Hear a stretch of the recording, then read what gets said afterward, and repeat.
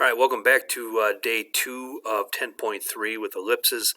Today we're going to talk about the center point at HK. So instead of being stuck at the origin, we can move the center point anywhere we want, left, right, up, or down. So we'll look at the standard and general forms of those equations as well as graphing them, how to find the center point, foci, vertices, so forth. We'll start off with our equation set here. Very similar to the other day. The other day you had x squared, y squared, and y squared, x squared. Now you can see we added in h and k. Reason for that again is we no longer have a center point locked into 0, 0. Our focal axis the other day was y equals 0 or the x-axis. Now it's going to be y equals k. You can see the foci here are added to h, and then our vertices, we have a added to h and b added to k. So again, we still have 4 vertices. Instead of adding them to 0, 0, now we're adding them to h and k. If y squared is first, the other day was the y-axis or x equals 0. Now it's x equals h for our focal axis, which is the same as the major axes.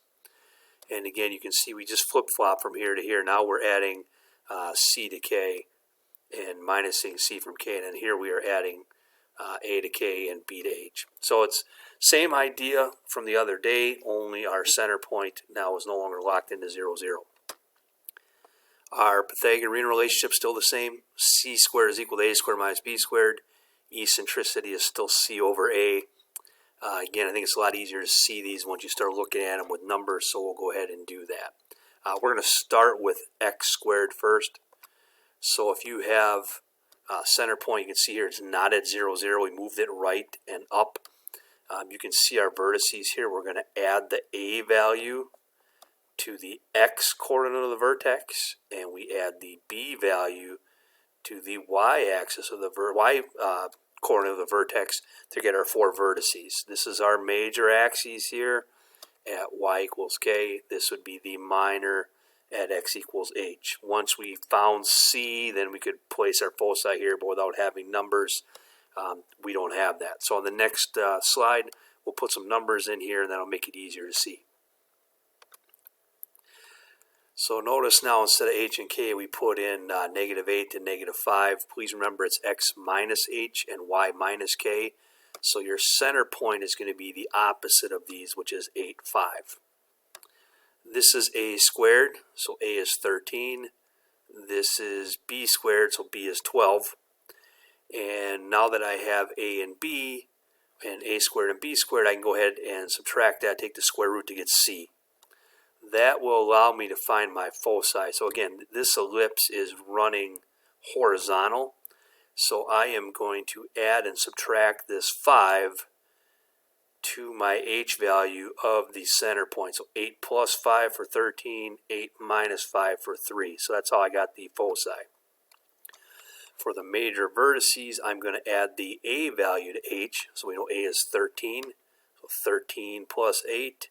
And 8 minus 13, so there's our major vertices.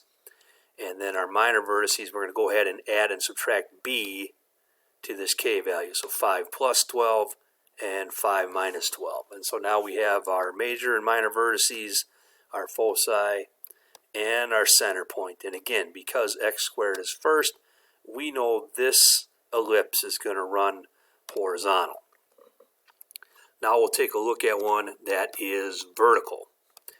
Notice y squared is first now, so whenever you see y squared first, it's going to be vertical. I mentioned the other day like the surfboard, if you stuck the surfboard in the sand, it's going to stand up and down. So now that's the way the major axis goes. Remember the center point, h is still locked in with x, k always locked in with y, and in an ellipse, a squared is always first and b squared. So now you see we just flip this. Instead of adding a to h that we did in the last game, now we're adding the a value to k and the b value to h to get our 4 vertices. Again, we'll go ahead and do an example here where they give us numbers. Makes it a lot easier to see what's going on here. Alright, so we want to find an equation, foci and vertices in an ellipse with a center at 6, 2. So they gave us center point. A vertical major axis, so that means it's going to run up and down. They told us that axis is equal to 10 and a minor axis of 8. So I'm going to start right here. I know you can see all the work over here, but I'm going to start right here. if the major axis is 10, they're telling us that 2a is 10, so a is 5, and a squared is 25. If the minor axis is 8, that means 2b is 8 and b is 4. B squared then is 16. Between these two numbers and the center point, I can now get my equation. So I know the center point is at 6, 2. Remember, y squared's first. So y minus 2 squared, x minus 6 squared, a squared is 25, b squared 16, equal to 1. Again, y squared is first because we have a vertical major axis. Since I have a squared and b squared, I can subtract them, take the square root, that'll give me c. So I know that I am going to add this value to the k value of my center point. So 2 plus 3, 2 minus 3, so 6, 5, 6, negative 1. To get the major vertices, I'm going to add and subtract a from the k value. So I am going to add and subtract 5 from 2. So that's how I got these major vertices, 2 plus 5, 2 minus 5. And for the minor vertices, I'm going to do the same thing, only I'm going to take the b value, 4, and add and subtract that to this h value. So 6 plus 4 for 10, 6 minus 4 for 2. So 10, 2, and 2, 2. The order doesn't matter here, which way you write them. If you put this one first, this one second, that's great. But that's your major and minor vertices and your foci. And based on everything they gave us, we can determine the equation. All right, similar problem on the next slide. Okay, again, now we're going to do an equation again. This time we have the center at 5, negative 2, a horizontal major axis. So this one is running this way, like if you have the surfboard under your arm and you're carrying it. So a horizontal major axis of 6, that means 2a is 6, and a minor of 4, so 2b is 4. I can find a and b. I can in turn find a and b squared. Have my center point here. Since it's horizontal major axis, x is first.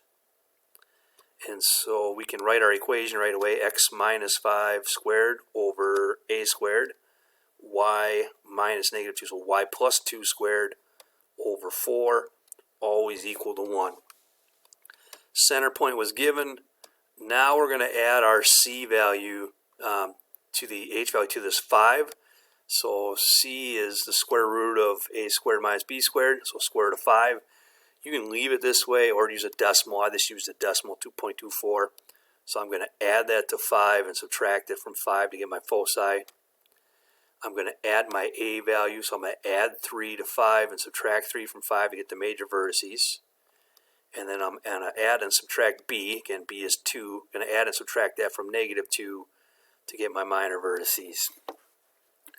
So again, it's basically the same process you were doing the other day. We're just shifting the center point from 0, 0 to another point on the graph. Okay, probably the hardest thing today. So this is a general form equation. And what we'll do to make this a little easier, we'll go here. So this is a general form equation. We want to find the standard form. And when you look at this, you got this mishmash of x squared, y squared, x's and y's. So first thing we want to do is to group like terms. In other words, I want to kind of get the x terms together and the y terms together. So you can see I could put the 4x squared with a negative 40x, 9y squared with 36y. Ultimately, where we're heading, we're going to complete the square, kind of like we did with circles. Again, we know this is an ellipse because these squared numbers are different, but we'll get into that more in detail later. Next thing I'm going to do, I'm going to punt that constant, move that 100 over. Again, the reason I'm going to do that is because ultimately we're going to complete the square here. So now I have my x's together and my y's. Ideally, when we complete a square, we want the lead coefficient to be 1. So now we're going to factor out that lead coefficient. So I'm going to divide a 4 out of these two terms and a 9 out of these two. So remember, 4 divided out of negative 40 is negative 10. 9 out of 36 is 4, in case you're wondering where I got those terms from.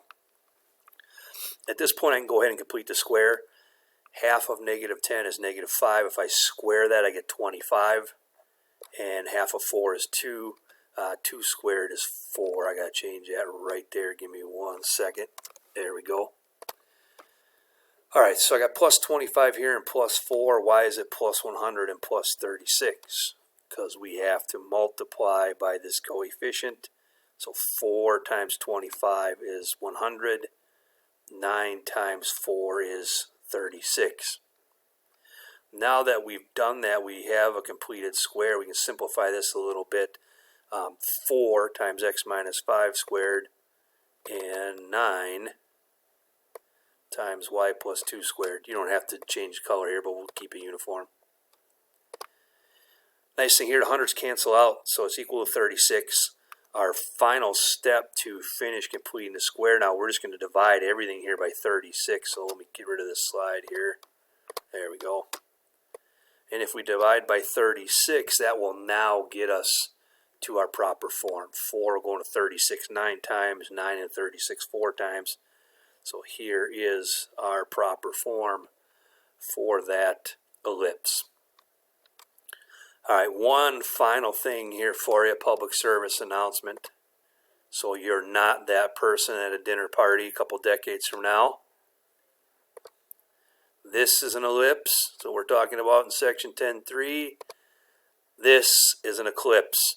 Please don't confuse the two. I can't tell you how many times on a quiz or test I've had students write down eclipse instead of ellipse. So please don't be that person. And we'll talk to you soon. Thanks.